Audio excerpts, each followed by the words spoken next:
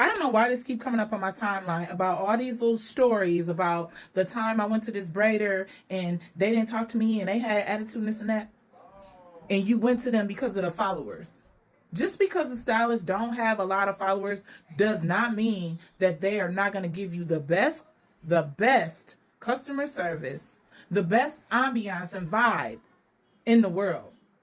And you need to do your research. Don't shoot a text, call them. And you'll see how their attitude and their cadence and all that will be. When you text, you can't read in between the lines of a text unless it's capitalized. But you don't know if they having a bad day and they yelling at you through the phone, if they're talking regular. Yeah, just come here. You don't know if they got AI generator creating the message back to you. Because they don't know how to talk professionally. So call them. Hey, I was just making sure our appointment was on tomorrow. And you'll see how they are. Is there anything that I need to bring or anything that you know? And if they acting all like top dog, that's when you need to say, that ain't going to be for me. But y'all be so quick to, I'm not trying to go to nobody who prices is this. A lot of the times, the prices that you be getting be due to, you want low prices, you're going to probably have a not so good experience. You ever thought about that? You get what you pay for. So if you paying $100 for some knotless braids down in your ankles and you expecting top-notch service, you can forget that. That don't happen. That's not a thing that happens often. It's not. So you get what you pay for. I literally pick stylists based on if we gel or not. It's like picking a therapist. I'm not going to pick no therapist that make me feel uncomfortable. I'm going to say I need to find my therapist, the person that fits me, who I am. And I'm not going to base it off no followers. People pay for followers. They do. People do. Boost their stuff and everything. That don't mean that they are the great. They braids might be fire, but it ain't always about what they do. It's about how they do it. There's no way you in the middle of braiding my hair and you in a full-on fight.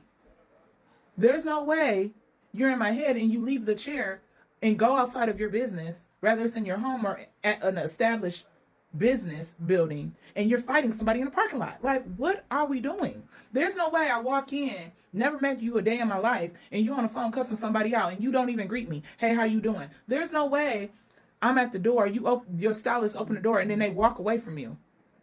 They literally walk. Open the door and don't say hi, and walk away. No, hey, how you doing? All right, follow me to my suite or whatever. If they're not doing that, I'm leaving. I'm not wasting my time. Like, what is wrong with y'all? You can't be so desperate to get your hair done that you just gonna let any and everybody and let the ambiance just be so bad. Like, and I've had points where I had to fire certain clients, but I don't understand how braiders are even still in business that act like that. But the reason why they still in business is because y'all still going to them. You know why? Because they're cheaper. So since they're cheaper, I don't know why you expecting some immaculate thing. And I'm not saying people don't go through stuff and they're not human. Because sometimes we all human, we have a break. But if your braider or hairstylist isn't apologetic, like, I'm so sorry, that was misguided, anger in the moment, then something's wrong. I'm not letting nobody play in my head and my thoughts because of some followers and some likes that they could have paid for. Or bought somebody else's account. Let's just be real. Let's be real. Okay? I'm just saying. So, I'm tired of hearing all these. And then another thing too, when y'all get these stories, a lot of y'all don't go into detail on how y'all acting. If you do, you minimize it. Y'all don't let them know that you were acting entitled as well. Was acting very much disrespectful as well. So, but y'all need to do y'all research. Not just on how the hair is looking, but also, how is the ambiance? Does people have great things to say about her? Do she have reviews or he have reviews? Whoever it is. And then maybe get a service that's not going to take 8 hours and cost a lot of money. Maybe go in there, instead of getting knotless boho braids, get like some 2-stitch braids. Just to see if that's your stylist person. But all this, I went to them because they had 100K followers or 10K. Even me, if I get 100K followers or whatever, still do your work. Still do your research. That's like going into an Airbnb and you're not even seeing if it's looking good. You know what I'm saying? You just go and then you get there and you're like, what the heck? You don't look at none of the reviews, none of that.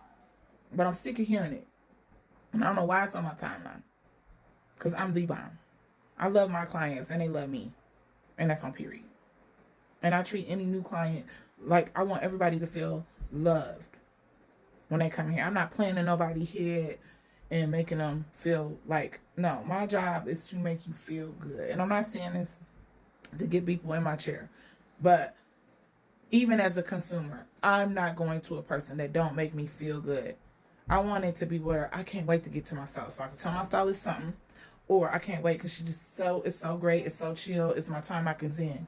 If your stylist ain't doing that for you, you need to find somebody else for you. But y'all also need to say what y'all be doing and be all the way 100. All the way 100. Because some of y'all, baby, and sometimes you have to fire clients and be like, unfortunately, I don't think we're going to be able to be a match. I feel like we just not on the same, And they don't have to be no bad blood. It's just what it is. I haven't had that experience as of lately. But I've seen, when my prices was low, I was getting some questionable things, people coming into this, and it was bad for even my zen. So I had to, let them go. And it didn't even have to be me addressing them. I just raised my prices and I knew what it was. So, and I get it. If you're paying an arm and a leg and you find out, sometimes you just, like I said, start off with a small service and then go for something big.